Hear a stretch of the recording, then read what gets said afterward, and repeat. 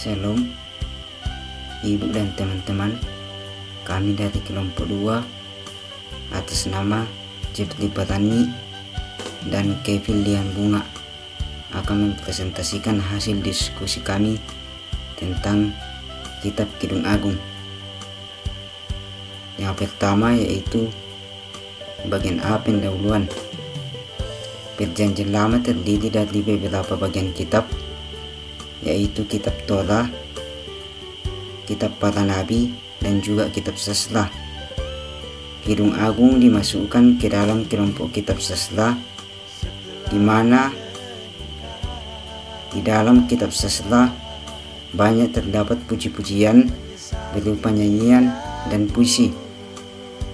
Seringkali kitab ini dianggap tidak pantas untuk dianggap sebagai kitab suci oleh karena gaya bahasanya yang cenderung erotik.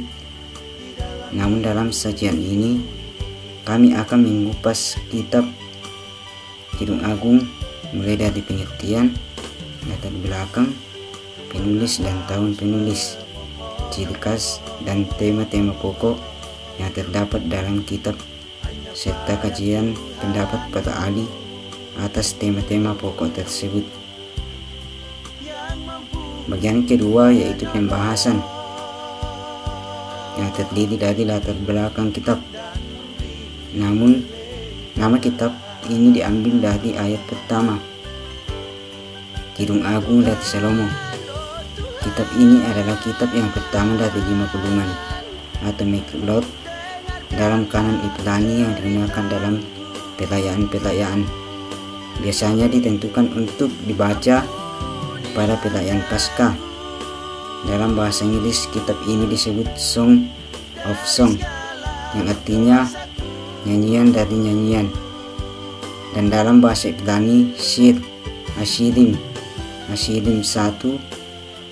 ayat 1 ialah superlatif yang mengartikan nyanyian yang paling baik. Kidung ini sangat indah dan mengesankan sekali dan memuat gambaran-gambaran yang diambil secara halus dari pandang dan taman.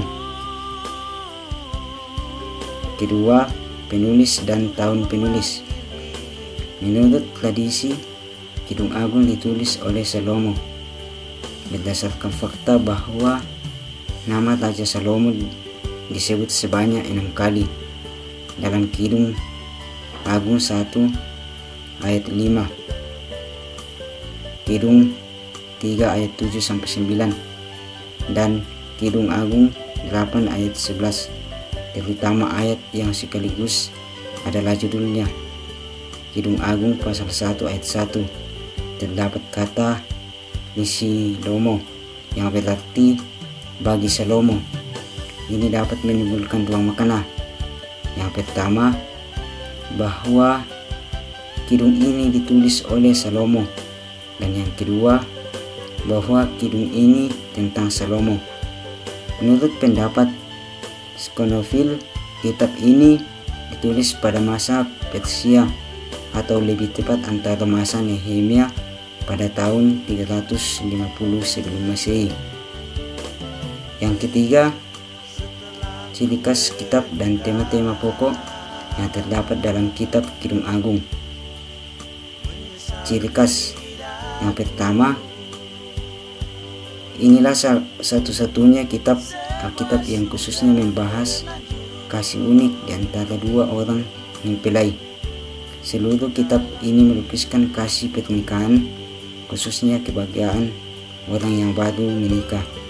Kedua, kitab ini merupakan karya sastra akbar yang penuh dengan kiasan yang sensual, yang sopan, terutama diambil dari alam.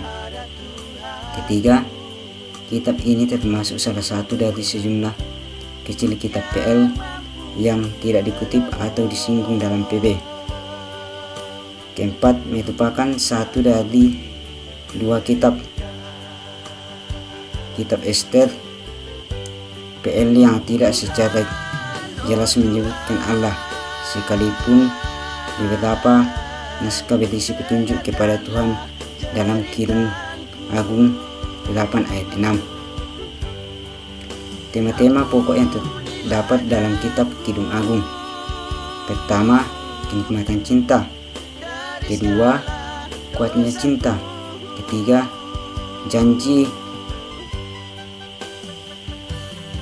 perkawinan. Keempat, nilai cinta. Kelima, cinta tidak boleh dianggap enteng. Kajian atau pendapat pada ahli atas tema-tema pokok-pokok tersebut. Pertama, nilai cinta. Menurut Chuang dan Muhammad Soling mengatakan bahwa nilai cinta lebih berharga daripada harta karun, harta semua raja, permata yang sering diimpikan oleh penghuni bumi, seluruh isi bumi di darat dan di laut, beserta semua lahan pertanian, komoditas, gedung, dan perabot. Semua yang saya beberkan ini tidak bermanfaat bagi pemiliknya, tak kalah menderita nasib buruknya yang menimpanya.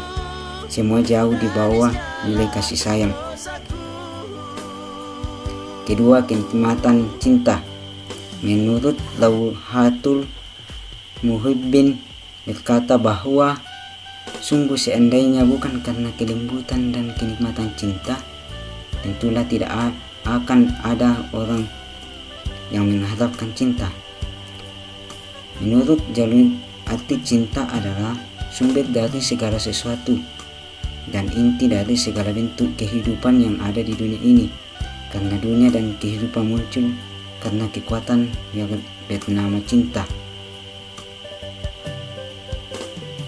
Bagian C, penutup, yang terdiri dari kesimpulan.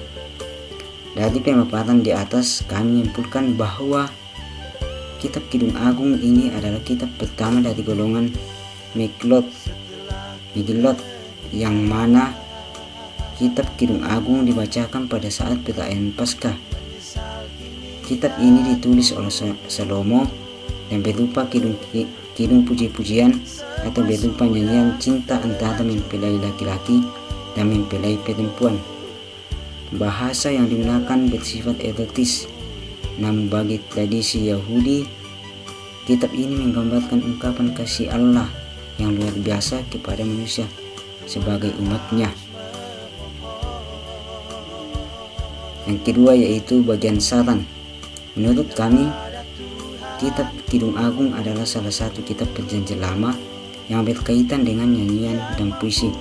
Kitab ini adalah kitab yang ditulis oleh Salomo, dan kita harus memahami terlebih dahulu isi dari kitab ini agar kita semakin mengenal cinta kasih kepada Yesus Kristus.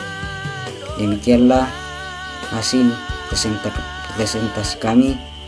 Kami ucapkan sekian dan terima kasih.